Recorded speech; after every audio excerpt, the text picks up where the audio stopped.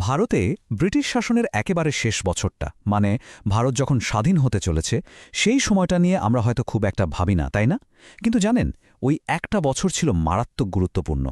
পুরোটাই ছিল একটা রুদ্ধশ্বাস রাজনৈতিক খেলা আর তার জন্য যে কি অসম্ভব দাম দিতে হয়েছিল সেই গল্পটাই আজ আমরা দেখব হ্যাঁ ঠিকই দেখছেন এটা কোনো সাধারণ ঐতিহাসিক ঘটনা ছিল না এটা ছিল একটা হাই স্টেক্স পলিটিক্যাল ড্রামা মানে একটা সিংহাসনের খেলা যেখানে পুরো একটা দেশের ভাগ্য ঠিক হচ্ছিল তো সালটা ছিল 1946 এটা তখন একদম পরিষ্কার হয়ে গেছে যে ব্রিটিশরা ভারত ছাড়বেই আসল প্রশ্নটা ছিল অন্য জায়গায় ক্ষমতাটা কার হাতে যাবে আর দেশটার চেহারাটাই বা কেমন হবে অখণ্ড থাকবে নাকি ভাগ হয়ে যাবে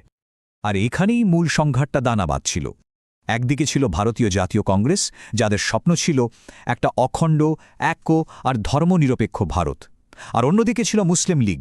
তাদের দাবি ছিল একদম পরিষ্কার মুসলিমদের জন্য একটা আলাদা দেশ পাকিস্তান এই যে মুসলিম লীগের উত্থান এটা কিন্তু হঠাৎ করে হয়নি দেখুন ১৯৪৬ সালের প্রাদেশিক নির্বাচনটা ছিল একটা গেম চেঞ্জার মুসলিমদের জন্য যে আসনগুলো ছিল তার প্রায় ৮৭% জিতে নিল মুসলিম লীগ ভাবা যায় এর ফলে কি হলো মোহাম্মদ আলী জিন্নার রাজনৈতিক শক্তি এক লাফে বহুগুণ বেড়ে গেল স্বাধীনতার আলোচনায় তাকে ছাড়া এক পাও এগোনো অসম্ভব হয়ে পড়ল তো দেশ যখন এইরকম একটা দোলা চলে তখন ব্রিটিশরা কিন্তু দেশভাগ আটকানোর জন্য শেষ একটা চেষ্টা করেছিল একটা প্ল্যান নিয়ে এসেছিল তারা ভারতকে এক রাখার জন্য এই প্ল্যানটারই নাম ছিল ক্যাবিনেট মিশন প্ল্যান এর মূল উদ্দেশ্যটা কি ছিল উদ্দেশ্য ছিল একটা আপোষ করা এমন একটা ব্যবস্থা তৈরি করা যাতে মুসলিম সংখ্যাগরিষ্ঠ প্রদেশগুলো অনেক স্বাধীনতা পায় কিন্তু দেশটা এক থাকে মানে কংগ্রেস আর মুসলিম লীগ দুজনেকেই খুশি রাখার একটা চেষ্টা আর কি প্ল্যানটা কিন্তু বেশ জটিল ছিল সহজ করে বললে এখানে একটা দুর্বল কেন্দ্রীয় সরকার থাকবে যার হাতে থাকবে শুধু প্রতিরক্ষা যোগাযোগ আর পররাষ্ট্রের মতো কয়েকটা বিষয় বাকি প্রদেশগুলোকে ৩টে গ্রুপে ভাগ করা হবে একটা হিন্দু সংখ্যাগরিষ্ঠ আর দুটো মুসলিম সংখ্যাগরিষ্ঠ গ্রুপ আর সবচেয়ে বড় কথা প্রত্যেকটা গ্রুপ নিজেদের সংবিধান নিজেরাই বানাতে পারবে সবচেয়ে আশ্চর্যের ব্যাপার কি জানেন জিন্নাহ আর মুসলিম লীগ এই প্ল্যানটা মেনে নিয়েছিল তারা এটাকে স্বায়ত্তশাসনের দিকে একটা বড় পদক্ষেপ হিসেবে দেখেছিল তো একটা মুহূর্তের জন্য মনে হয়েছিল যাক দেশটা হয়তো বেঁচে গেল একটা অখণ্ড ভারত হয়তো সম্ভব কিন্তু এই আশাটা বেশিদিন টেকেনি ১০ই জুলাই জওহরলাল নেহরু একটা প্রেস কনফারেন্সে গিয়ে একটা কথা বলে ফেললেন তিনি বললেন প্রয়োজনে ক্যাবিনেট মিশন প্ল্যান পরিবর্তন করার অধিকার কংগ্রেসের রয়েছে আর এই একটা কথাই সব ওলটপালট করে দিল এটাকে ঐতিহাসিকরা একটা বিরাট ভুল বলে মনে করেন যা ওই ভঙ্গুর বিশ্বাসটাকে এক মুহূর্তে ভেঙে চুরমার করে দিয়েছিল ফলাফল একেবারে ভয়াবহ জিন্নার ভয় হল যে কংগ্রেস তো সংখ্যাগরিষ্ঠ তারা ক্ষমতায় এসে পুরো প্ল্যানটাই বদলে দেবে তাই তিনি সঙ্গে সঙ্গে সমর্থন তুলে নিলেন ক্যাবিনেট মিশন প্ল্যানের দরজা চিরতরে বন্ধ হয়ে গেল আর জিন্নাহ একটা সম্পূর্ণ অন্য পথের জন্য তৈরি হতে শুরু করলেন আলোচনার পথ যখন বন্ধ হয়ে গেল তখন কি হল শুরু হলো সহিংসতা আর অচলাবস্থা রাজনীতির টেবিল থেকে লড়াইটা এবার নেমে এলো রাস্তায় মোহাম্মদ আলী জিন্নার এই কথাটা দেখুন ভারত হয় বিভক্ত হবে না হয় ধ্বংস হবে এটা শুধু একটা কথা ছিল না এটা ছিল একটা হুঁশিয়ারি তিনি ডাক দিলেন ডাইরেক্ট অ্যাকশন ডের মানে আর আলোচনা নয় এবার হবে সরাসরি সংঘাত আর তার ফল হল মারাত্মক শুধু কলকাতাতেই প্রায় ৬,০০০ মানুষ মারা গেলেন শহরটা হয়ে উঠল লাশের শহর এই আগুনটা কিন্তু শুধু কলকাতাতেই থেমে থাকেনি দেখুন কিভাবে এটা ছড়িয়ে পড়ল আগস্টে কলকাতা অক্টোবরেই আগুন পৌঁছল বাংলার নোয়াখালীতে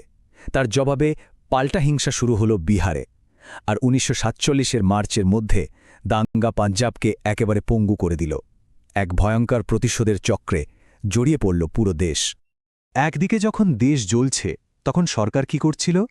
কংগ্রেস আর মুসলিম লীগকে নিয়ে একটা অন্তর্বর্তী সরকার তো বানানো হয়েছিল কিন্তু সেটা ছিল পুরোপুরি অকেজো মুসলিম লীগ সরকারের প্রায় প্রত্যেকটা কাজে বাধা দিচ্ছিল নেতারা হতাশ হয়ে পড়ছিলেন দেশ বিশৃঙ্খলার দিকে এগোচ্ছে আর সরকার কিছুই করতে পারছে না এই অবস্থায় একসাথে দেশ চালানোর কথা ভাবাটাই তো অসম্ভব ছিল এই পরিস্থিতিটাই দেশভাগকে প্রায় অনিবার্য করে তুলেছিল নেতারা ক্লান্ত হতাশ আর দেশ জ্বলছে তাদের সামনে তখন একটা অসম্ভব কঠিন সিদ্ধান্ত নেওয়ার সময় এসে গেছে আর ঠিক এই সময়ে এলেন শেষ ভাইসরয় লর্ড মাউন্টব্যাটেন 1947 সালের মার্চে তিনি এসে দেখলেন দেশ একেবারে গৃহযুদ্ধের দোরগোড়ায় দাঁড়িয়ে। আর সবচেয়ে বড় কথা, কংগ্রেসের নেতারাই, এমনকি নেহেরু আর প্যাটেলও তখন ঐক্যের আশা প্রায় ছেড়েই দিয়েছেন। তাদের কাছেও দেশভাগকেই একমাত্র রাস্তা বলে মনে হচ্ছিল। কিন্তু একজন ছিলেন যিনি তখনও হাল ছাড়েননি। তিনি ঐক্যের জন্য শেষ মরিয়া একটা চেষ্টা করতে চেয়েছিলেন। কে তিনি, আর কি ছিল তার সেই চেষ্টা? তিনি ছিলেন গান্ধী, আর তার প্রস্তাবটা ছিল একেবারে অভাবনীয়। তিনি মাউন্টব্যাটেনকে বললেন, জিন্নাহকে অখণ্ড ভারতের প্রধানমন্ত্রী করে দেওয়া হোক। ভাবুন একবার, দেশটাকে এক রাখার জন্য তিনি কতটা দূর পর্যন্ত যেতে রাজি ছিলেন। কিন্তু গান্ধীর এই প্রস্তাবে রাজি হলেন না তার সবচেয়ে কাছের দুজন মানুষ, নেহেরু আর প্যাটেল। কেন? কারণ ওই অন্তর্বর্তী সরকারের অভিজ্ঞতা তাদের শিখিয়েছিল যে জিন্নাহর সাথে একসাথে কাজ করা অসম্ভব। লাগাতার বাধা পেয়ে তারা জিন্নাহকে আর বিশ্বাস করতে পারছিলেন না। এটাই ছিল গান্ধী আর তার শিষ্যদের মধ্যে চূড়ান্ত আর খুব দুঃখজনক একটা মতপার্থক্য। সুতরাং গান্ধীজির প্রস্তাব খারিজ হয়ে গেল, আর সবশেষে গ্রহণ করা হল মাউন্টব্যাটেন প্ল্যান। ৩রা জুন 1947-এ এই প্ল্যানই ব্রিটিশ ভারতকে আনুষ্ঠানিকভাবে দুটো দেশে ভাগ করে দিল, ভারত আর পাকিস্তান। রাজনৈতিক সিদ্ধান্ত তো নেওয়া হল, কিন্তু এর মানসিক মূল্য? সেটা ছিল কল্পনারও বাইরে। এই সংখ্যাগুলো দেখুন, প্রায় ১.৫ কোটি মানুষ নিজের ভিটেমাটি ছেড়ে উদ্বাস্ত হলেন, ১০ লাখেরও বেশি মানুষ মারা গেলেন, আর ৭৫,০০০-এরও বেশি নারীকে অপহরণ আর ধর্ষণের শিকার হতে হয়েছিল। একটা দেশের স্বাধীনতার জন্য এ এক ভয়ঙ্কর মূল্য। স্বাধীনতা তো এলো, কিন্তু প্রশ্নটা থেকেই যায়, দেশভাগে কি একমাত্র মূল্য ছিল? এটাই কি একমাত্র পথ ছিল? এই ঘটনার পেছনের যে মর্মান্তিক সত্যিটা, সেটা আমাদের আজও ভাবায়। এর কি সত্যি কোনো অন্য সমাধান ছিল না?